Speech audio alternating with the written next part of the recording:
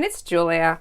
I recently picked up this piece of fabric and I really love the watercolor look of it. And I thought it would be fun to put this on the back of a pillow, but then take a portion of this, enlarge it, free motion stitch, and then just add some color to kind of mimic what this looks like. And to do this, I am going to be using my iPad. This is a 7th generation iPad, an iPencil. I believe there's other style of pencil types you can also use. And then I'm going to be using the app or the application called Procreate, and I'm going to link that down below for you. When I purchased Procreate, I think I've had my iPad about 3 years now. It was around, I believe, $15 or so. It may have gone up, or I don't know, but anyway, I love it. It's way beyond me as far as its capabilities and what I use it for. And I found out how to use it mainly on just watching YouTube videos, just to kind of get some hints on how to use it. I'm going to be using this to show you how I took a picture, I imported it, and then I'm going to enlarge this and trace it, and then I'll print it off on just on regular copy paper. Now, if you don't have all this stuff, you can also just take a picture of it, put it into a photo editing to enlarge it, crop or enlarge it a certain area, print that off, and then just take a piece of tracing paper, lay over the top, and draw around a shape. That is certainly something you can do, and you can use any photos for this, and it's basically just tracing a photo, and it's just an easy way to do that. So I'm going to share with you, I do have it already loaded up in my Procreate. One thing that's so nice about Procreate is you can put as many layers on top of this, and this is my original layer, and what I want to do with this is change it so it's a bit more transparent, or the opacity is a little weaker.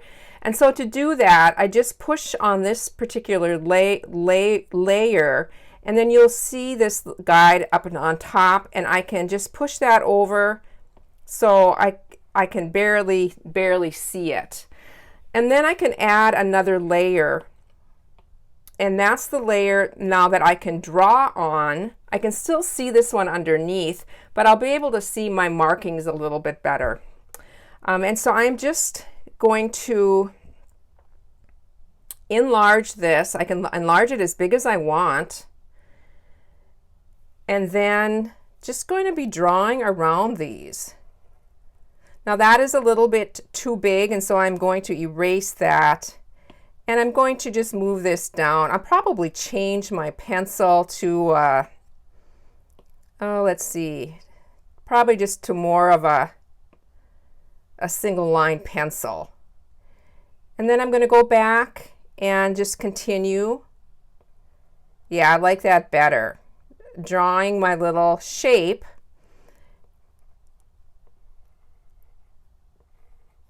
I'm going to do a lot of this off camera, but another thing that's really neat about this is I can at any time uncheck that bottom layer just to see, you know, what my design is looking like. And then again, check it and it'll be back.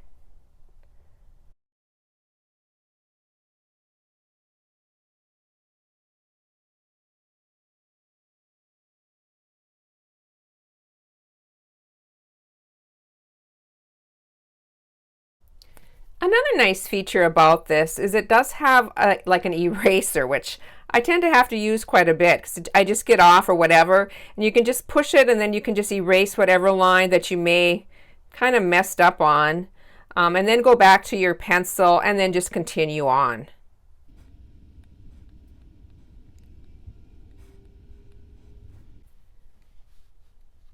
I think I have it pretty much the way I want it.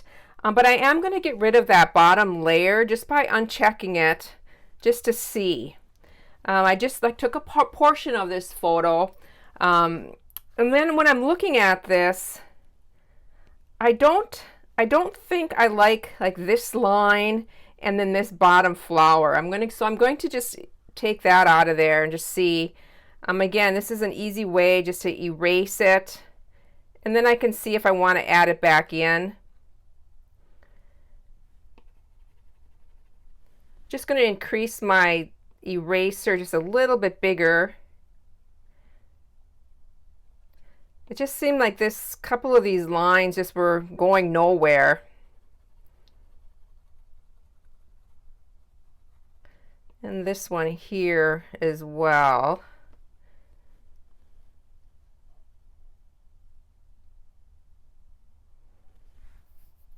There, now I like that. I'm going to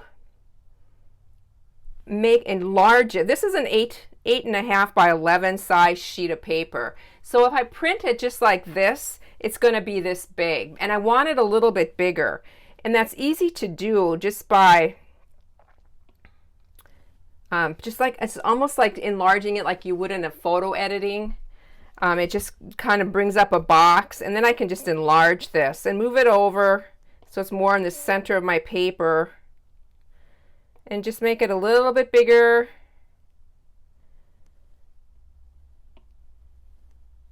And there, I do like that. And so I'm going to go ahead and just send this to my printer and print this off.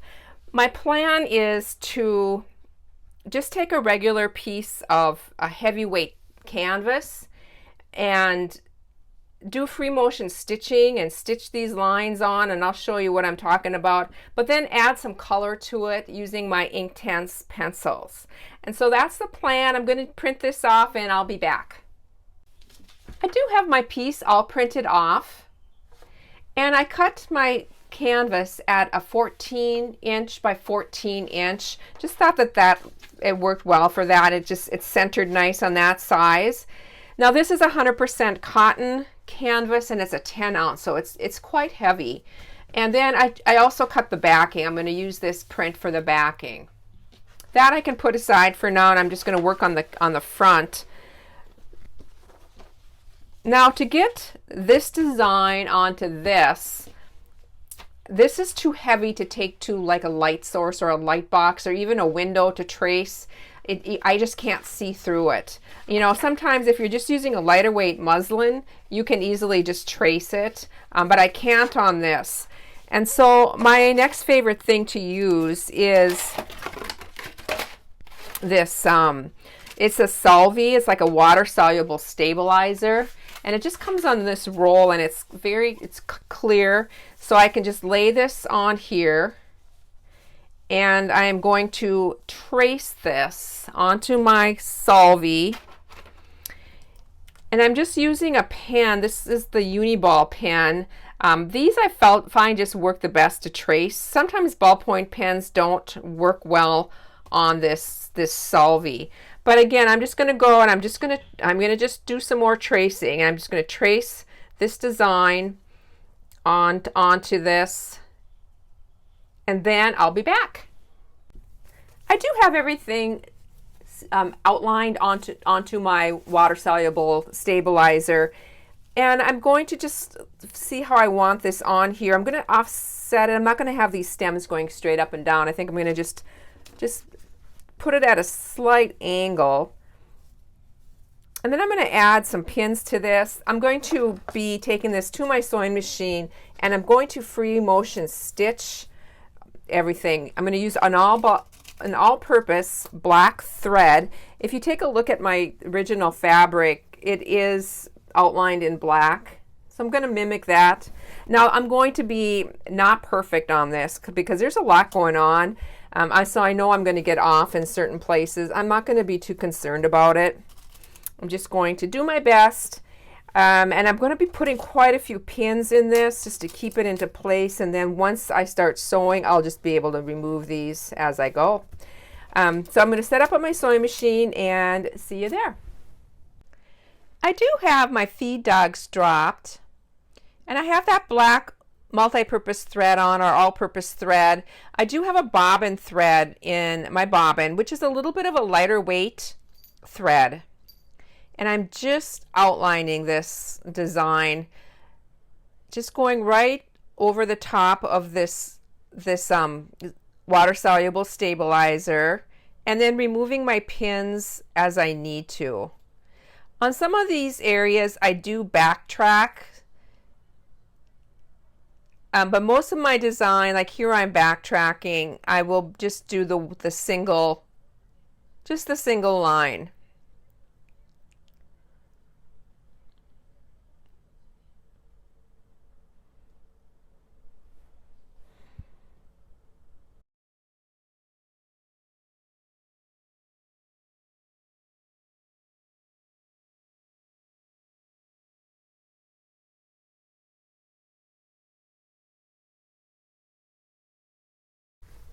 I'm all done with my stitching, and it really went quite quickly. And you can see I got off on a few places, but it's all going to be great. It's going to end up just fine. And I went ahead and I removed some of this extra stuff off the sides. You just want to very gently use your scissor or very carefully tear away the big pieces around the edge. You don't want to distort your stitches at all. So I'm very careful when I do this.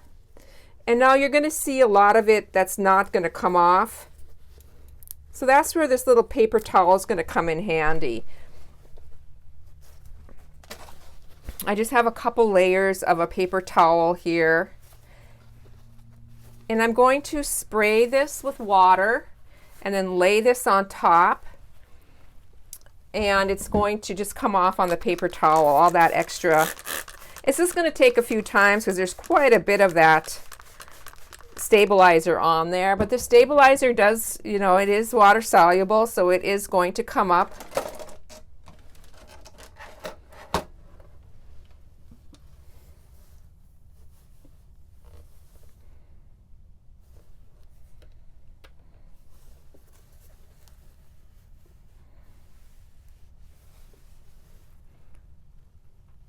And you can see what it's going to do on my paper towel. It's just going to just come right off on it. Paper towels work great because they have a texture to them, and it really grabs the stabilizer. I'm going to go through and I'm going to do this a couple more times just to respray it and just to get any of that extra little stuff that's still left on. I will be using my Inktense pencils to add some color to this. And I'm going to be using this Aloe Vera Gel to activate it. I had someone in the comments mention or ask if I've ever used the Aloe Vera, and I had not, but I've seen other artists use it. And I happen to have some in my bathroom cupboard, so I'm going to use that just instead of water to activate. I'm just trying out a couple different colors of green right on this piece of scrap. This is the same fabric as my canvas, and just adding. And you can also, I want to let you know that you can also blend. Now here I'm blending the two different colors together, and it creates just something different. I have a lot. I have like the 72 pack. I bought these probably 8 years ago, and I decided this is the only set I'm ever going to get, and they last me forever. But you can easily start with a 24 pack because you can blend these. They just, you can just learn some of how to blend your colors, and boy, you can do a lot with just the 24 set. All these will be linked down below for you, all my supplies. I'm adding some color as well to the stem, just a little bit. And now I'm on to the blue, and I'm doing the same thing, just testing out some blues and then just seeing a couple colors mixed together. Inktense pencils are permanent once they're activated and once they dry. So you can, I've had really good luck with washing. I've never washed or tried with this aloe vera, but other artists have and have had good results. This is really fun to work with. It's a gel, so it's not watery. So it's really easy to control the color. So I would definitely give it a try if you want to experiment with it. Again, just going on and just filling in my colors. I am using an angle brush. It's a 1/4 inch angle brush, and probably not the best brush to use. I have limited supplies. I'm in warmer climate for a couple months, and I just didn't bring everything with me, but this is working just fine. I'm just still continuing adding and activating with this aloe vera. I wanted to mention that I am washing with water between my colors, just dipping in water and using a paper towel to clean my brush. Now I put this yellow on and it's too bright for me, and so I figured out, just getting out my color chart, and I'm going to be adding the opposite color to yellow is like a violet complementary color, and so I'm going to be adding that to the top of this yellow. I already did it to one of the bottom flowers you can see there. Just adding that right on the top, and then I will be again taking that aloe vera and activating that, and it blends in so well, and it just tones down that yellow. It's exactly what it needed. My piece is now dry, and it does lighten when it does dry, so you can add at this point more color on it. You add more layers, as many layers as you want, but I do like the way this overall looks. And it's very similar to the color on my original piece. I want to heat set this just by putting a piece of, it's just like parchment paper or baking paper over the top.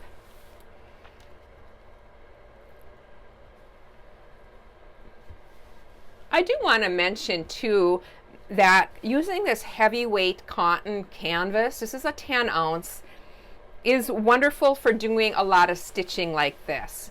Even I've noticed when I use like just a lighter weight a cotton muslin, even if I have fleece underneath it, it tends to give a little puckered look to it, but the canvas lays very flat.